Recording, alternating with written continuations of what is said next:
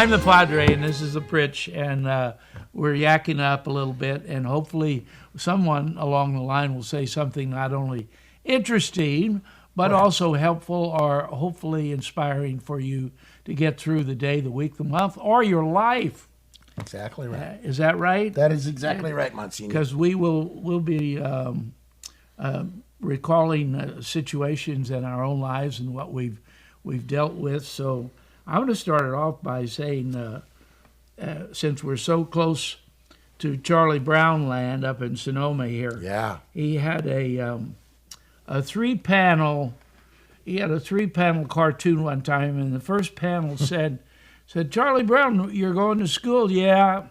He said, what classes do you take? He said, well, I'm taking basket weaving and folk guitar and computer programming and natural food planning.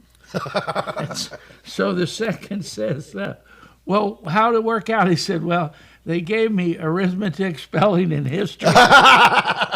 Yeah. And he said, well, what did you learn from that? Well, I learned that what you sign up for is not always what you get. Right. So sometimes we get ourselves involved in different programs, and I used to say all the time, what do you get when you don't get what you want? Experience. Wow. You get experience. I get it. Good, bad, or indifferent. Right. Good, bad, or indifferent. That experience is going to make a difference in your life, some way or another. So it's a good point to not get resentful when something is appointed to you that you're going to have to do, right? So in the prayer world, when people say, well, I say, look, I'll pray for you. I'll remember you. Well, I've been praying about this and I'm not getting an answer.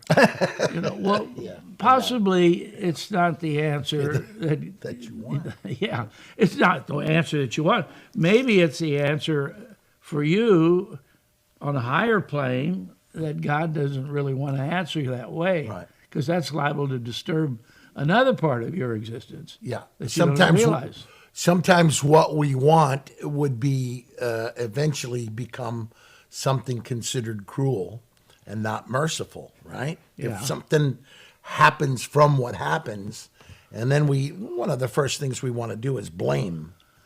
And blame is me at the end of blah, blah, blah. Ooh. I like that, right? Well, not if you spell it B-L-A-H. Blah, blah, blah. All right. Well, I'm sorry. I get you this can't funny. help yourself. But I was thinking about how often, you hear people pray for deliverance from this or acceptance from that or to be given something that they think is beneficial. I always tell young folks and folks that I've had on probation, parole, if you're in balance and doing correctly what you need to be doing in life, you're never being punished. You're being protected from other things. And remember that some people who you think of as having great things, sometimes they become their own punishment. You can't be watching any of the local Hollywood news on the trial that's going on right now. And I'm not going to get into it because it's just so devastating. But a young couple who are divorcing in Hollywood are all over the news, just exposing every sad wire in the fabric of their marriage and their lives together. And I just sit there and I had to turn it off a couple of times and just pray for them on an individual basis because they're exposing to the world all the things that you don't want to tell people that happen in your life, your marriage, or how you were raised, unless you're sitting with somebody who's a trauma specialist. So they think they're going to get ahead by putting down the other person completely, and these are the things he or she did to me. Yes, and it's all fodder for the tabloids. And the tabloids, hey, let's you and he fight until we have enough stuff to really make it look seedy on everybody's part. And then it could be the Jerry Springer show. Isn't that what they do? That's when you're on the Jerry Springer show and they goad people into fighting, and we're wondering how things unfolded in a hard way. This is not to blame Jerry Springer, but when people are fascinated with people using words until there's violence, and we're exposing it on television, and I'm sitting at a juvenile hall trying to get kids not to do that. And now what I've taught for years, called social emotional learning, is under attack as socialist weakness. And that's what they say. You know, you can't teach people to be. And for years, I have been out getting kids to pour their hearts out so that they realize the outcome of the viciousness of their words on another person can traumatize them. I hear it all the time. Yeah. I hear it from people, you know, I'm sure you do, in the confessional as well, Father. Well, I haven't heard your confession. But if I get a large lunch someday, I will. Something that takes a long time to eat. You know, it's really funny. He's serious. I'm not that serious, but I'm just thinking about the audience they get, and we shouldn't be talking about Jerry Springer. Who the heck cares? But when they start going, Jerry, you know, that's like, and then that's when the two girls, you know, they're fighting. Yeah, they're fighting, and you're like, and they got this great big guy about your size who comes in and breaks them up. You know, he's hired to break up the fights. And you're like, isn't this antithetical to world peace? Yeah. Wouldn't that be? Maybe we could think. But what I was talking about to the guys today on crew was, how amazing is this kid Zelensky in Ukraine? He's Moses, because however he was chosen as a young sitcom star, he reminds me, I think, so empathic like Robin Williams. So devoted to the people whom he loves from his area, his region, his country, and other people. And he's trying to guide them, and he's been chosen like as a Moses. And literally, Putin is playing the role of Pharaoh. Let my people go. Let us go.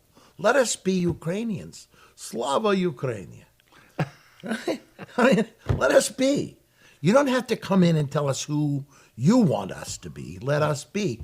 And he's playing Moses, interestingly enough, whom God chooses to fill up with the power of spirit and wisdom and light is very helpful, correct? Right, yeah. And that's why, you know, how funny is it that America is sometimes obsessed with, like you say, the video games and the stuff that we see, the stuff that's violence. And it, to me, when I'm talking to the kids, they'll tell you right away. They'll say, you know, I feel like I'm right in the middle of a video game, or I'm right in the middle of, you know, and it's walking you up into violence or something with the guns and the stuff like that. Not to blame gaming, don't get me wrong. People need to be advancing their skill sets. Just what are we teaching them is the important part. So when we're teaching them construction and you know, like watching my little 5-year-old grandson, he's got a 16,000 piece Harry Potter Lego set. And you're working, huh? The whole family is. Oh. All of us, grandma, mom, his papa, his uncles, everybody playing. And he's learning to build things in an engineering fashion. That's good to me. That stuff is awesome. Well, I was telling you earlier about a man who just got an honorary doctorate in gamesmanship. Right. He has worked for 25, 27 years developing the ability to put these games together and to sell them, and they're not cheap. Right. They're expensive. Yeah. And in order to see some of his work, of course, they had it on the big screen in the auditorium, and I'm sure I didn't see the violent part. Right. No. But the characters and the way they're drawn, and they're a lot more than Rorschach. Right. No. Yes. Somebody said, "Here's a Rorschach. What do you see?" Well, I see a serpent, with a tail. Oh, it could be my grandmother's pie. I don't know. But This generation isn't watching Sylvester and Tweety and Coyote and Roadrunner and Elmer Fudd. They're watching almost very realistic, right? Yeah, And they're scary looking, scary looking. right? And the characters all seem to have some kind of satanic, whether it's a tail or claws or 5 feet or whatever, something that's and I guess that sells, does it? Well, I think that here's the thing. We have to choose what we're using it for. I work with the company that we filmed here at the studio called Thera VR. And we brought a young neurodiverse youngster who was one of the staff's sons. And it's medicine. And we brought him in to help him adjust to his anxiety levels. It's like we can use these for cancer patients, for kids in cancer wards. And it's a virtual world. It's called virtual reality therapy, right? TheraView.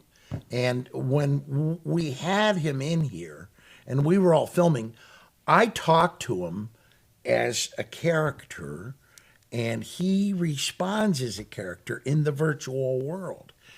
And interestingly enough, the leaves were descending in the jungle to a stream, and he was writing words on them to let go of, things to let go. On the leaves? On the leaves, yeah. And you could. And was there time in the video? Yeah, you could do this, Okay. and you could say, "Let go of your tension, let go of your fear, let go of your anxiety, let go of your stress," and it floats down and away. And you can feel that even with cancer patients, with kids, if we can put them in a place, sometimes they have a very hard time connecting with therapists and stuff. This is not, folks, again, I'm not saying that there aren't therapists out there that can make emotional contact with children. What I'm saying is all the tools at our disposal technologically can help advance the human spirit, the human heart, the human soul. So that if the churches start to see that there are ways that we can create a competition against that negativity and find virtual worlds where I was watching this morning on YouTube. There's a Were you watching the Pritch and the Padre? no. No, I wasn't good. watching our show because my wife would go, please, I don't want to hear you and Harry again one more time. But I was watching a very brilliant photographic thing,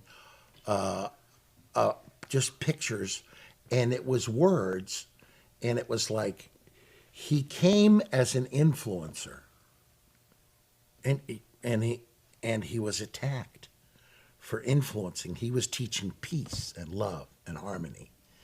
And it says, Jesus, he gets us. He gets us. Yeah, I've seen that. Yeah. Yeah.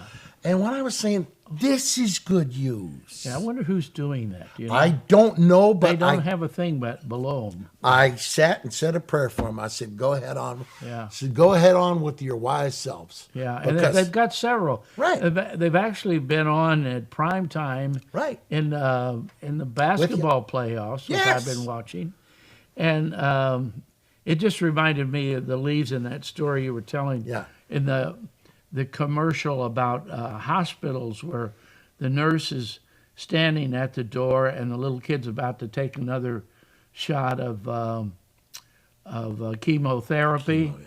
And she says, a little girl is withdrawn, and the nurse says, today we have a different therapy. And the big dog comes in and Yeah. licks her face. And what a warm, fuzzy moment that is, but it's a reality, too, that change from what that little girl expected to have a needle put in her and some more of the poison going into her system to help her with her cancer. And all of a sudden, there's a big dog that licks her face. Television is medicine. television can be medicine.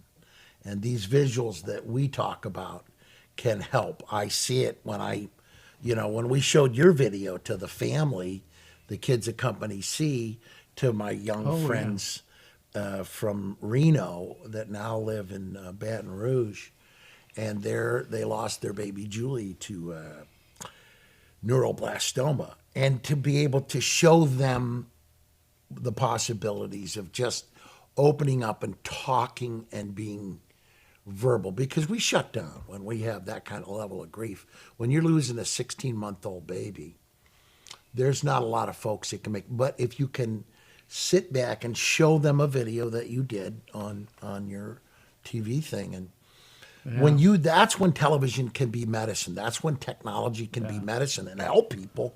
And that's what we want. We want that. When I would do my PBS series, you're sitting there and you have a kid sitting across from you, and I'll never forget this. I was sitting there, and I see, because I'm taking things in wide. It's like now with the crew here, and I'm watching my crew members. When the kid goes, I said, could you tell me why you're so sad? And he goes, yeah. He goes, I grew up in a row house here in Philadelphia. And he goes, my mom, we just lost my dad. He got sick, he got all better, then he passed away. And he goes, it devastated me. I'm 14, but now I'm the head of the household. And I said, but look at this art that you do, like where you just spoke at the art university for your commencement the other day. This kid had created a whole mural for our show. And I said, look at what you can do. This is a future for you and your family. Look what you're doing.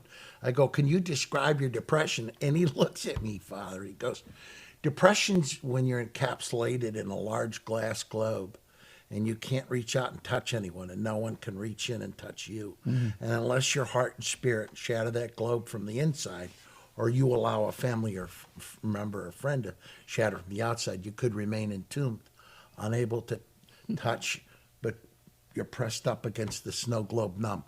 Me and the whole crew are sitting there, we go, The 14-year-old. 14-year-old kid. And we all looked at each other, looking at the crew going, okay, well, and I mean, what you realize, and after we shut down, I said, you were a remarkable spirit, son.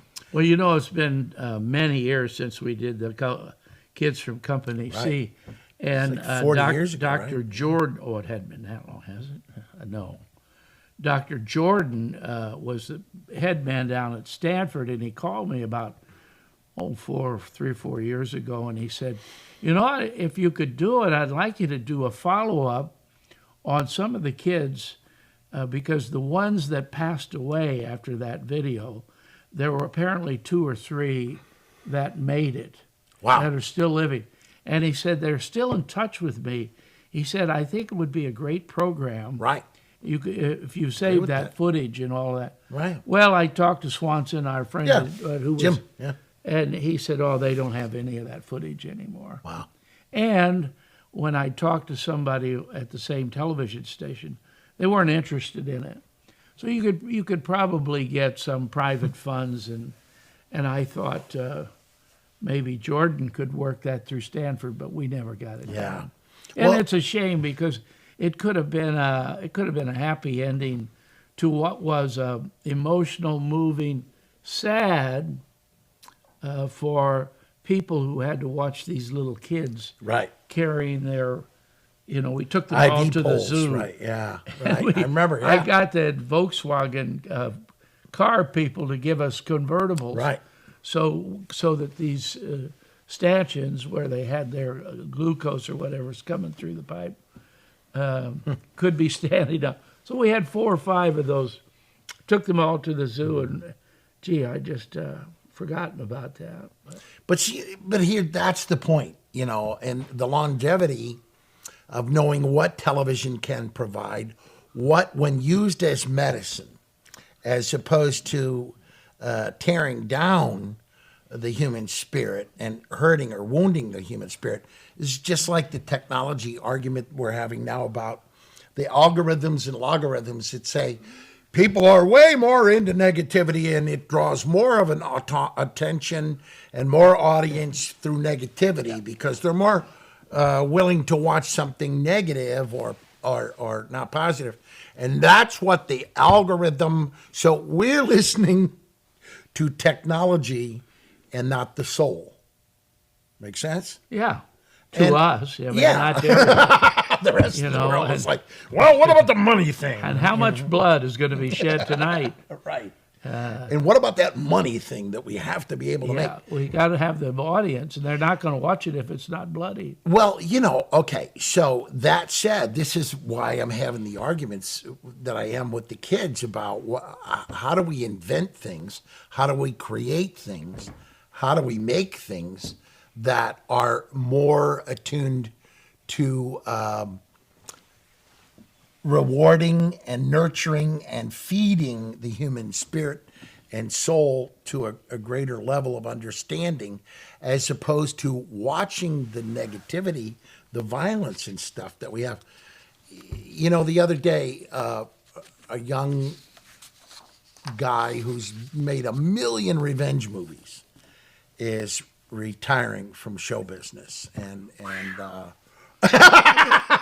no, he's a nice man. I think he's a nice man, but he has made so many movies about violent revenge themes, and now he has,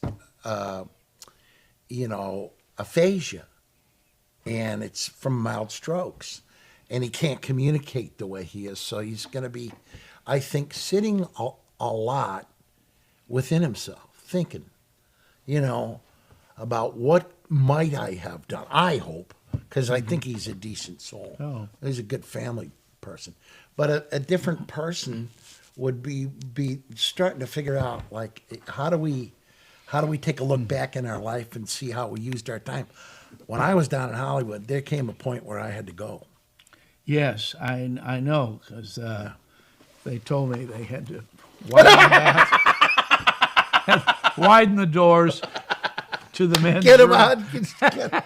Get him out of here! We're about out of time, but I wanted to end with something I found, and I don't know who wrote it, but it's called Heartless People. And there were 6 heartless humans trapped by happenstance in the dark and bitter cold. And each one of them was possessing a stick of wood for the fire. 6 humans trapped by happenstance in the dark and bitter cold, each possessed a stick of wood, or so it's told.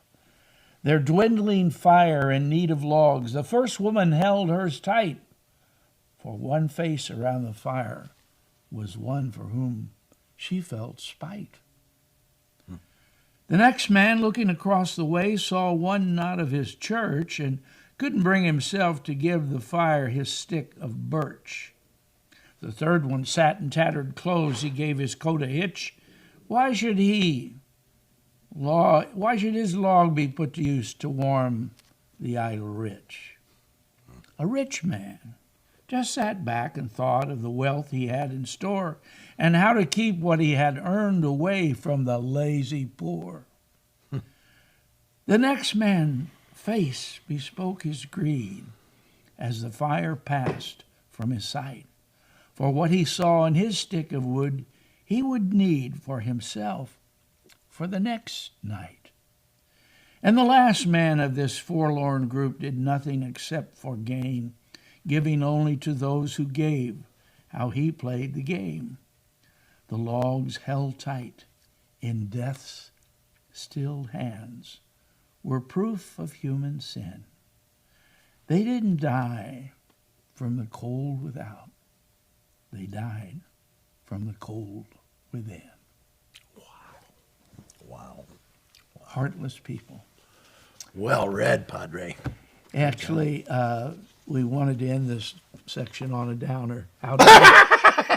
No, that's not a downer. That's an informer. That's wisdom. That's heart wisdom, soul wisdom. That was awesome. Good. So thank you all for, hope you can join us again. This one Amen. was called Difference. Thanks, Pritch. We'll see you again. All right, Padre. Love you.